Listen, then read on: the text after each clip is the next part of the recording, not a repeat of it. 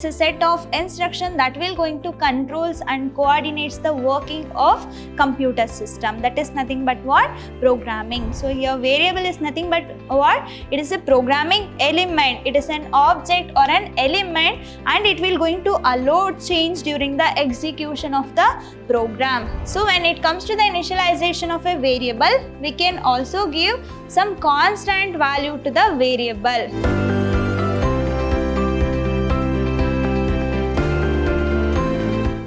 Hello everyone, welcome to the first session on chapter 8, that is data types. I am Rohini, lecturer, Department of Computer Science, Vidyashram Pre-University College, Mysuru. So before getting into the concept of this chapter, let me have a blueprint. So what will be the marks distribution of this chapter? Totally you are going to get only one question, that is for 2 marks. That is, you are going to get one question from the 2 marks, and this chapter is totally for the 2 marks chapter. So then what are the topics covered in this chapter? You are going to learn about the introduction part about the data types, why data type is necessary and what are the basic characteristics it has, and how we are going to declare, how we are going to use the data types. That is regarding the introduction part. And also we are going to learn about the variables. Okay, so we are going to learn about variables and how to declare a variable and how we are going to initialize, and we are going to learn about the data types. So let me get into the today's session, that is introduction about the chapter. So what is this data type? What is this variables? So let me tell you one thing. If you want to work with a computer system, how we are going to give the instruction? That is with the help of programming languages, right? We are going to instruct the computer with the help of programming languages. Then what is program? That is a set of statement, right? That is a set of instruction that will going to controls and coordinates the working of computer system. That is nothing but what? Programming. Then how we are going to write a program? There are some programming languages. By making use of that programming languages and programming languages standards, we are going to write a program to the computer system.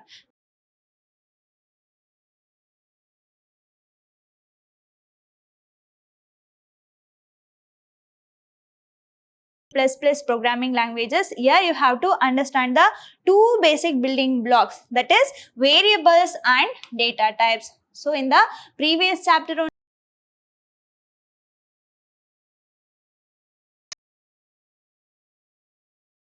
okay, and what are the concepts that we have discussed? Everything is important when it comes to the programming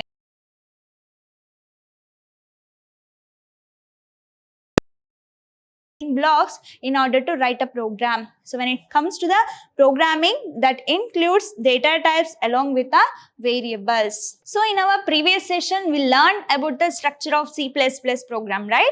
How it must be, what are the sections it includes, and what are the steps we need to follow, everything that I have discussed. So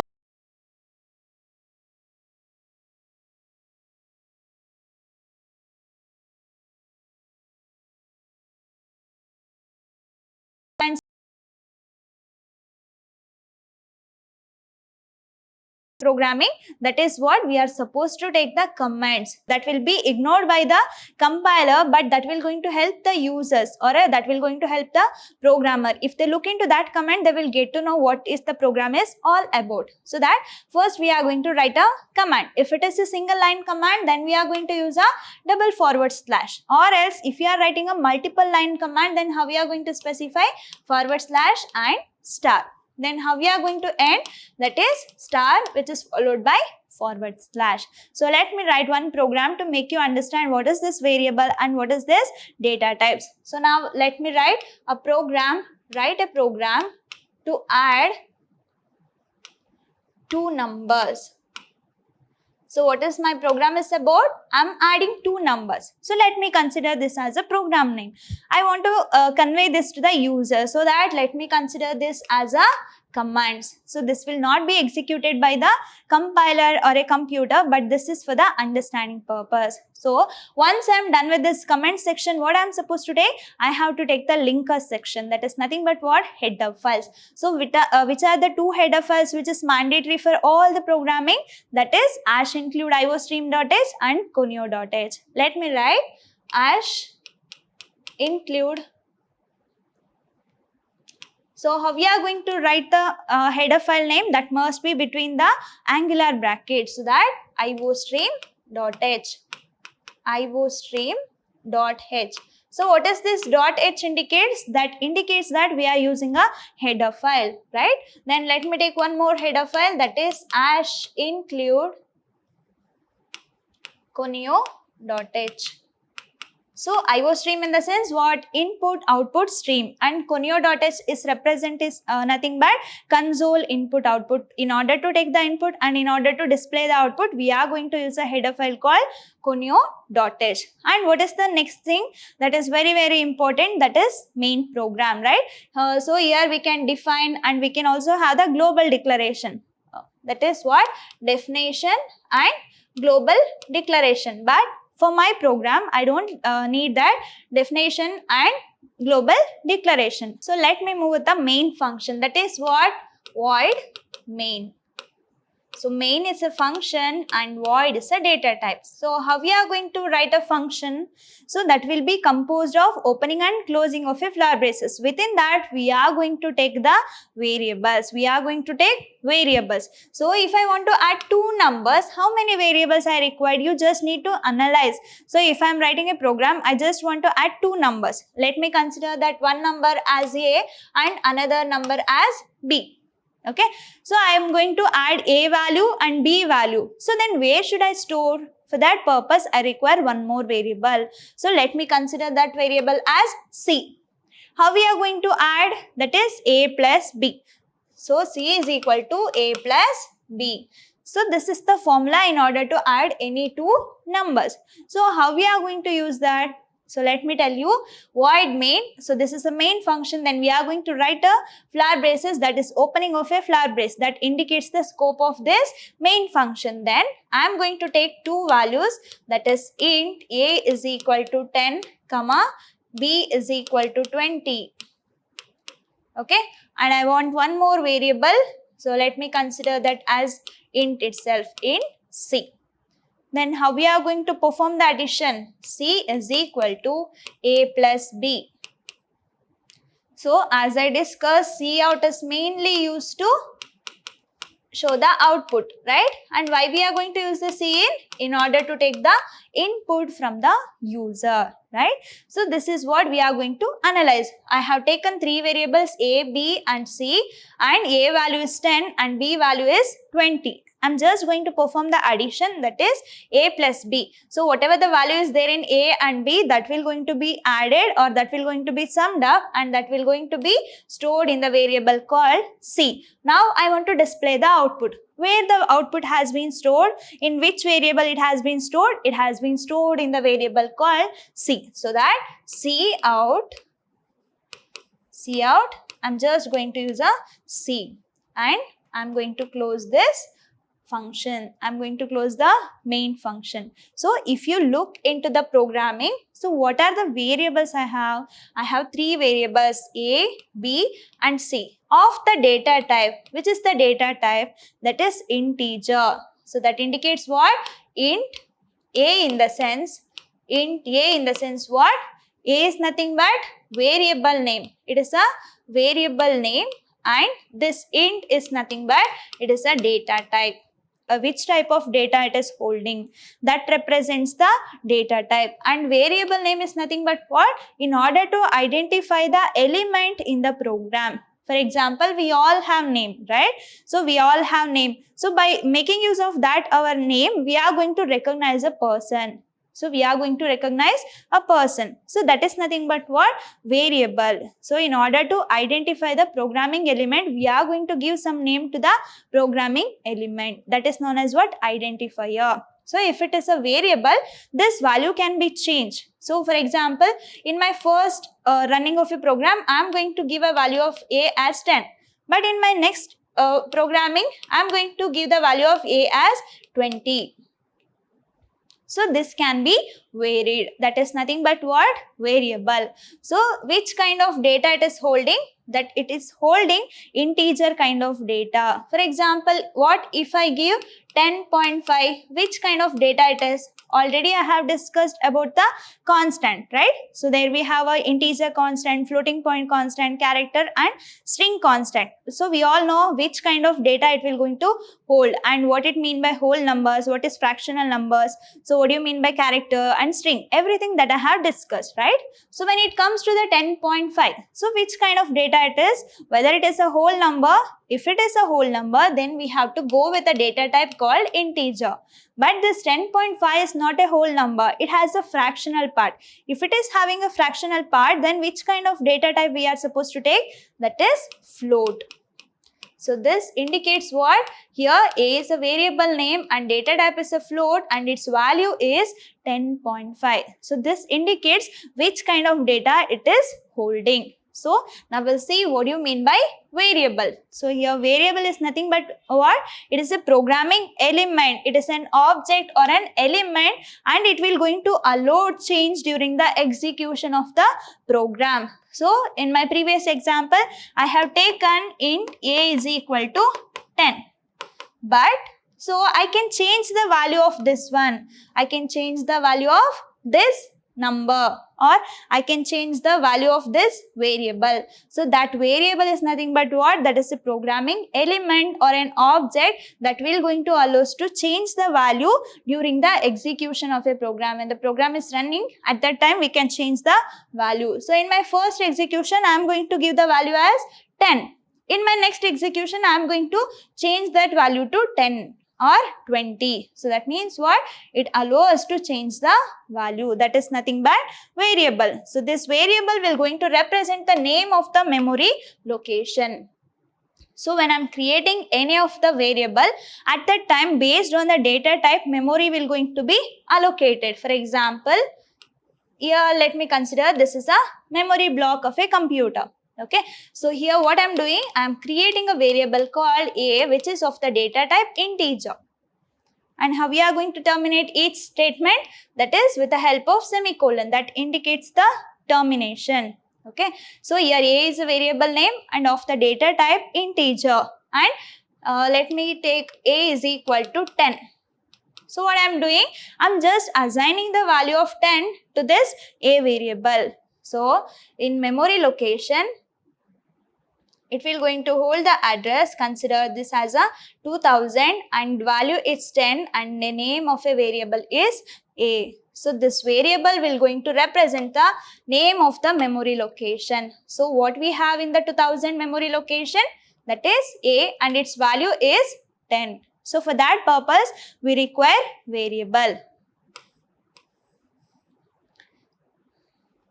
So float b is equal to 1.5. Okay, so I'm just going to create one variable called b and its value is 1.5 and of the data type floating point.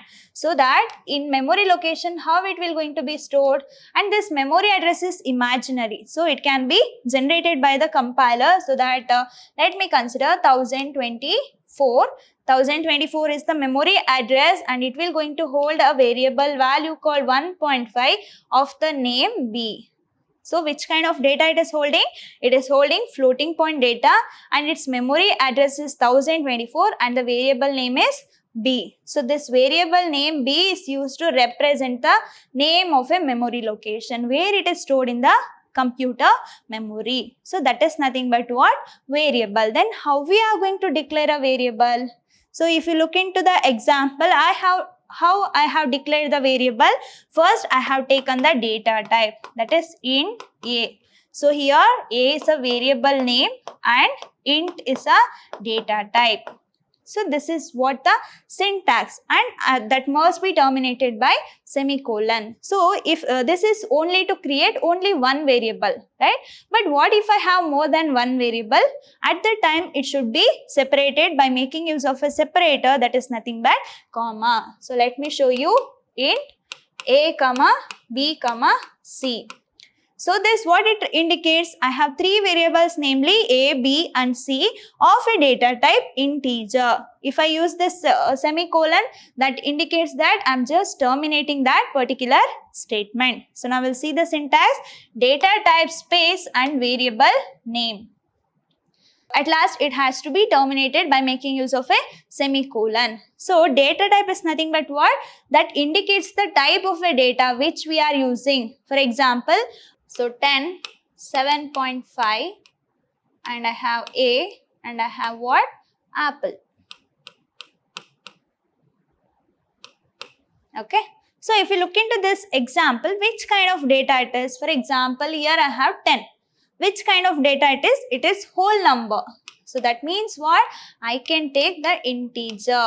And when it comes to the next one, that is 7.5.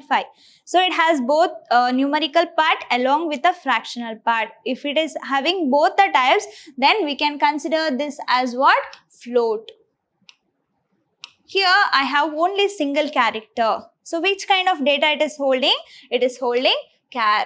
That is character data type, right? And I have a collection of characters. So the collection of characters are nothing but what? String. So string is a character collection or a group of character. So the data type can be anything that represents the type of data it is holding. And we are going to use the variable name. So variable name is nothing but what? Based on the rules of an identifier. I have discussed the rules of an identifier. So what are the rules? You just remember, it must be a single word and it should not start with any special characters or numbers, and you are not supposed to use any of the keyword name of a variable, and there should not be a gap between the variable's name. Okay, so it must start with the alphabets or underscore, and successive underscores are not allowed. So these are the rules that you have to follow while writing the identifier name, right? So when it comes to the variable name, you have to understand the rules in order to write the variable name. So based on that rules only, we are supposed to take a name of a variable. So once I'm done with the declaration of variable, that needs to be terminated by making use of the semicolons. Here we have several variable names. That is, what is the first one? Register number. So by making use of the rules of an identifier, we are supposed to take the variable name. What we have, that is register number, right? So whether register number is any of the data type? No. Did I give any space between the register and number? I'm using the special character called underscore. Only underscore is allowed, right? And we have a marks, name, student 1. So when it comes to student 1, if it is one student, then it will be a wrong. Right? Why? Because the name of a variable should not start with any numbers. It has to be start with the alphabets, and we have a DOB. And at last, I'm just going to use the semicolon in order to terminate the declaration. Okay, so these are the things you have to understand when it comes to the variable. And this variable name, what we are going to do, we are going to give some name to that particular variable, and that will going to be named storage location, whose values can be manipulated during the program run. So variable, as the name indicates, that can varies. So that is not constant, that is not static. It will be in the dynamic manner. We can give, for example, here I can take this as a 10. For my next programming run, I can take it as 20. Okay, so when it comes to the variable, the value may change. So that is regarding that one. Now we'll see some of the invalid variables. So which kind of variable we are not supposed to take? For example, college name. College name. Can we take it as a proper variable? No. Why? Because I have given the space between the name of a variable. It should not going to happen. Okay. And 1, 2, 3, A, B, C. Can we take this as the variable name? No. Why? Because this is starting with the digits, but it should not be taken as a digit. First, we can take alphabets, and that can be followed by any of the numbers. And can I take this double as a name of a variable? Can we take? No. Why? Because double is a keyword. So keyword is not allowed. And So successive underscores are not allowed to take any of the variable name. So these are the rules you have to understand, and when you are declaring a name of a variable at that time you must be very conscious. So now we'll see initialization of a variable. So what we are doing now, I'm just giving some initial value to the variable. That is known as what? Initialization of a variable. That means assigning some value to the variable during its declaration. That is what we call that as a initialization of a variable. How we are going to declare a variable? That is, we are going to take the data type and we are going to give the variable name, right? We are going to take the variable name.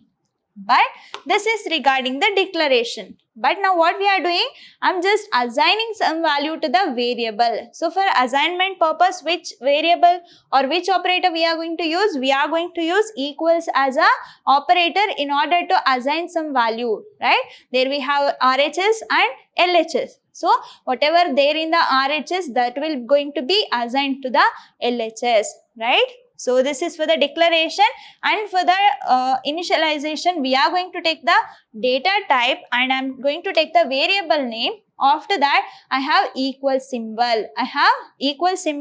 Then I am going to take the value, then semicolon. That indicates the termination of that initialization. So let me take one example. Int a is equal to 10. So this is initialization of a variable called a, which is of the data type integer and its value is 10. Okay, how it will going to be represented in a computer memory? So the value is 10 and its name is a and of the data type integer and its memory location can be anything, right? A is a name of a variable and its value is 10 and of the data type integer and this is its memory location. So this is regarding initialization of a variable. That means we are going to assign some initial value to the variable at the time of its declaration. So when I use this a is equal to 10 wherever in my program, if I am going to use just cout a, if I am just going to use a anywhere in a program and its value will be 10. Why? Because I have already initialized its value in the 10. Okay. So this is regarding initialization. So when it comes to the initialization of a variable, we can also give some constant value to the variable. For example, int b is equal to 5 point. I cannot take 5 point. Why? Because I have declared in the int. So let me take this as 5 itself. Int b is equal to 5. So when it comes to the variable, what we can do? We can change the value of that variable, right? I'm just initializing this b variable with a value called 5 of the data type integer. But now I just wanted it to be this 5 as to be the value of b throughout my program. At that time, what we can do? We can prefix this data type with a keyword called const. So I can take a const keyword and that will be followed by any of the data type and we are going to take the variable name and value. So for the example, int b is equal to 5, I can initialize this 5 of the variable called b of the data type integer. Okay, so this will be not static, it can vary. So after some time I am going to consider this as b is equal to 6. But if I want the value of this b to be 5 always in my program, at that time what we are going to do? We are going to use a keyword called const. So that const keyword will going to help to hold the value as it is from the initialization up to the end of a program. For example, let me consider this const. Int is a data type and b is a name of a variable and its value is 10. So throughout my program, wherever I am going to use this b and its value will be 10 always. So we can write it also in the definition part also, right? So we can also define this in the define section also. I have discussed the structure of a C++. There also we can define. So if I define this one, wherever I am going to use this B, and its value will be 10 always in the throughout program. So that is what I have taken here. That is, we are going to use a const keyword that will be prefixed with any of the data type. And let me take one more example. Const float pi is equal to 3.147. What is the pi value? That is 3.14. So throughout my program, the variable pi, that is pi, wherever I am going to use, its value will remain same, that is 3.14 as always. Why? Because it is declared under a const keyword, right? Const is a keyword here that will going to make the value constant throughout my program, and data type is float and pi is a variable name, and we are going to use the assignment operator called is equal to, and 3.147 is the value. So this is R value and this is L value. We are going to assign the R value to the L value. This is the proper assignment. That is also known as what? Initialization of a variable. So now we got to know what is variable and how we are going to declare the variable. What if we have more than one variable? So that is regarding the declaration. So now we'll see what do you mean by data type. So this data type will going to tell us the type of a data that we are using in a program. Okay, so data types can be defined as the set of values which can be stored in a variable along with the operation that it can be performed on the values. So what do you mean by data type then? So data types are nothing but what? It is a set of values which can be stored in a variable that represents the type of a data and what kind of operations it will going to perform. So that is nothing but what? Data type. So int a in the sense what? So a is a variable name here. So it can hold any value, right? Variable in the sense it can hold any value. So that must be whole numbers. We know some of the rules for integer, float, character and constant, right? So when it comes to the variable, it can hold any of the values. That means it will going to hold set of values and it also performs several operations. So and this int is nothing but data type. So this is representing which kind of data it is holding, which kind of data it is performing, or which kind of operation it will going to perform. That specifies the data types of a C++. So this will going to be defined as the set of values which can be stored in a variable along with the operations that it will going to be perform on that particular values. Then how this data type will going to be classified in C++? So the main aim of C++ program is to manipulate the data, right?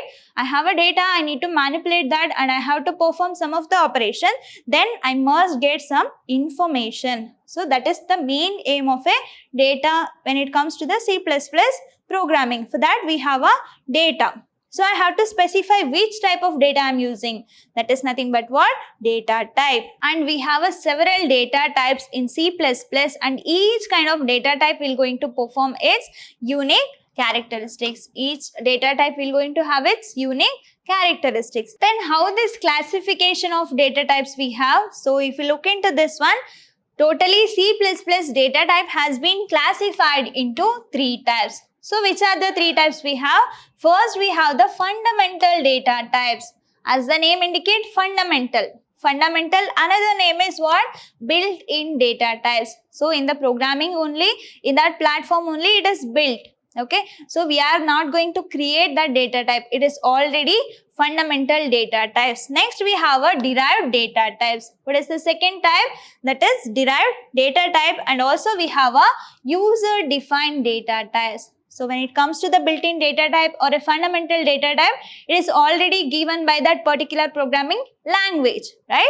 So by making use of this fundamental data type, we are going to have the another data type that is called derived data type. So next we have a user defined data types. There will be more flexibility in the user defined data type. User will going to define the own data type. So that is nothing but what? User defined data types. So now we'll see. Here you can see the classification of a data type. So when it comes to the C++ data type, totally it is categorized into 3 types. So which are those? Fundamental, derived, and we have a user defined data type. Then what we have under the fundamental or a built-in data types? We have a integer, right? Already I have told that 10, that will going to hold the whole numbers, and I have a character. So character will be enclosed between a single quote, and that will going to hold a character data. And we have a float. So 10.5, it has both whole number and a fractional part. And we have a double. So this is for the single precision. But if I want to have a more than one precision or more than double precision, there we are going to use a data type called double. And we have a void. Where did you see this void? We have used this as a void main, right? So main is a function name here, and void represents the data type. So void in the sense what? It will not going to return anything. Okay. So and we have a boolean. So boolean in the sense what? Either true or false. If I ask the question like whether you are under the 18 or not, so at the time what you are going to reply? True or false. So that means what? Boolean will going to gives us only true or false values. So these are the fundamental data type. So by making use of this data type, we are going to create one more data type, that is nothing but derived data types. So what are the data or what are the types we have when it comes to the derived? We have array and function, pointer and reference. So you are going to learn about arrays and function as the chapter. Okay, so these are the types of a data type which comes under derived type. So next we have a last data type, that is user defined data type. So here what we are going to do, here we have a fundamental data type. When it comes to the derived data type, by making use of this fundamental data type, we are going to create another data type. So, but when it comes to the user defined data type, here it has more flexibility. It has more flexibility that will going to allow the user to create their own data type based on their performance or based on their operations. So, what are the things we have under this user defined data type? We have a structure, union, class and enumeration. So these are the categories which comes under this user defined data type. I hope you all understood the classification of the data type. So in our next session, we are going to learn about the classification of a data type. So when it comes to the classification of a data type, you have to understand what is its keyword or what is its size and which kind of data it will going to hold. So those are the important things you have to understand. So in my next session, we are going to learn about the classification of a data type. I hope you all understood with today's session. Let me meet you in the next session with the same chapter. Until that, keep learning, keep on growing. Thank you.